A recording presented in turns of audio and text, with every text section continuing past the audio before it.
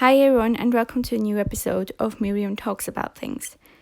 I hope you're all doing well, and in this episode I wanted to talk to you about some things that have been happening in my life and some things that I've been reading.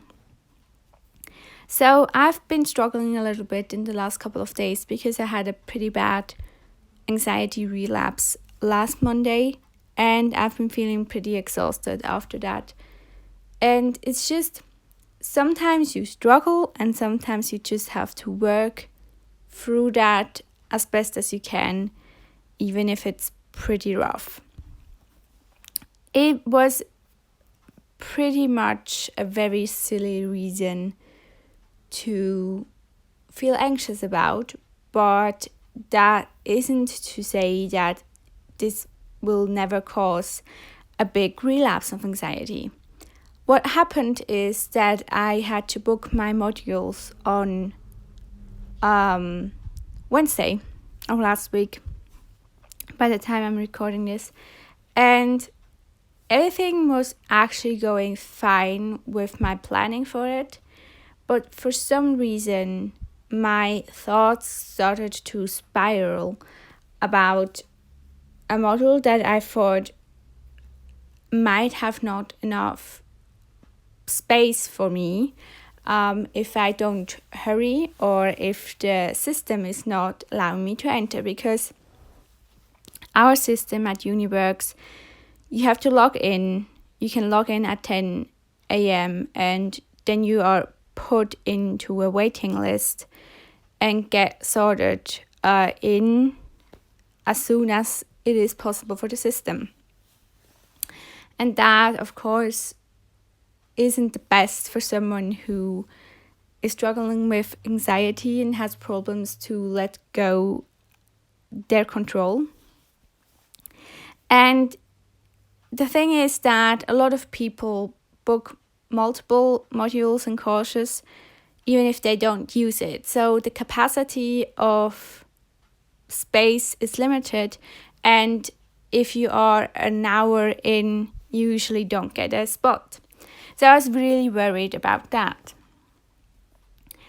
And the thoughts started spiraling and I was feeling very anxious, and it started to get into a very big panic attack to a point where I wasn't able to fall asleep and I slept very badly. The next morning, however, I decided to text my favorite professor and let him know that I've been worrying about this and if he could help me out in saying if he thinks that the places are enough and tell me what I have to do if I don't get in.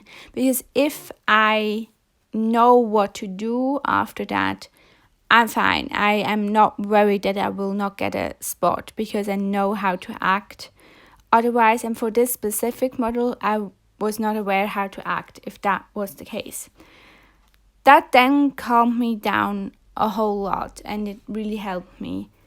But I was just very exhausted, and that really pulled throughout the whole week, throughout the whole weekend, and it was just exhausting. And I was trying to work on other things as well.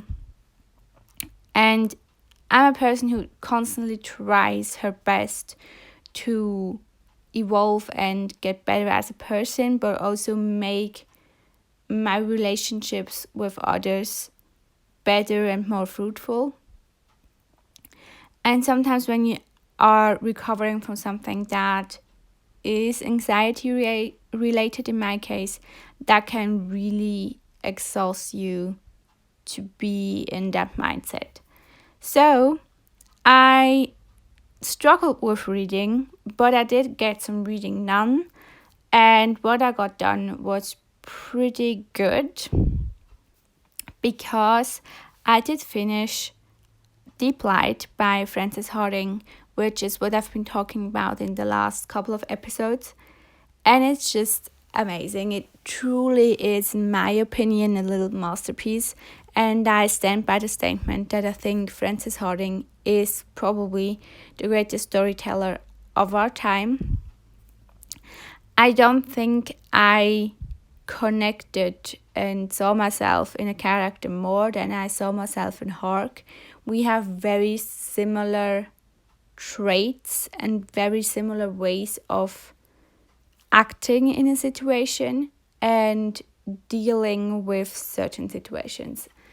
So that was a big plus, but also meeting that whole cast of character that is so flawed but in such a human way that we as a reader can relate to it and can see ourselves in every character and in their actions and understand them, and they are not perfect and they are not without flaws, and that is what makes them so intriguing, as well as the world building. The world is so richly described and we get so much information without it ever feeling like we just get bumped with the information and then we are just having to deal with it. It was very well woven into the story, and I think just as the characters, the world isn't without its flaws, and the people in this world are trying to deal with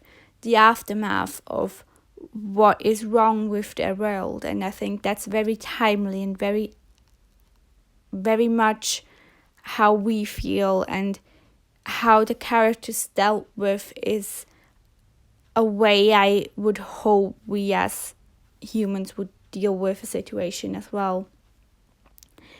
And I think both in world building as well as plot writing and character arcs, Frances Hardinge really created something that is quite unique within its genre, but also within literature and stories itself. And I was fascinated by how she managed to address how important it is to have a story, to tell your story, and to have people remember you for your story, and the importance of storytelling, as well as the dangers of what fear can cause in a world. And I thought that was just perfectly done.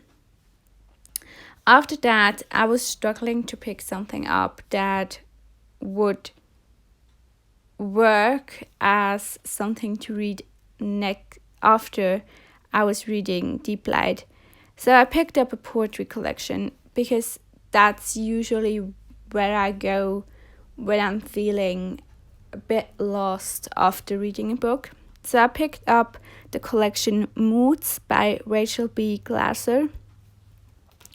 Earlier this year, I read a novel by her that I quite enjoyed, and I was intrigued to see that she wrote poetry. And her poetry sort of worked for me, but also sort of didn't. It almost feels like this very weird dream you have while you're on drugs. Not that I've ever experienced it, so it's more of the mindset I can think of if you know movies or books where like people who take drugs are described. But you know what I mean, you know what I am aiming at. So this style, I haven't yet figured out if this is working for me. There were a few poems in it that I really enjoyed, but overall I felt a bit meh about this collection, unfortunately. I've been really struggling with poetry lately, I've been noticing. But I hope to get back into the swing of things with that genre. What I'm currently reading, I haven't been reading for a day now because we went out with my cousin and I got a headache in the evening that was just horrific. So I didn't get any reading done, but I've picked my next read, and that's the Nakano Thrift Job by Hiromi Kawakami. I hope I pronounced that remotely right. I'm very interested in the story of this, it seems to be a very calm, quiet story and sort of slice of life. So I will be reporting back once I finished it, how I felt about it. And again, you can always find my reviews on Goodreads. You can always follow me there. And yeah, there's also a review of Deeplight on there, so make sure to order or pre-order it for the 31st of October. I had the privilege to have an amazing friend in Matthew, and he sent it to me early so I can read it early as an orc. And I felt very blessed to be able to experience such a fascinating story earlier. So I really encourage you to pick up this book, especially if you're a fan of rich storytelling. So yeah, that's actually it for today. And let me know what you think. Let me know how you've been doing, how you are coping with some challenges in your life when you face them. And let's have a chat in the comments about what you're currently reading, what you have been watching, and all the good things. And I hope you're doing well. And until the next episode, thanks for listening.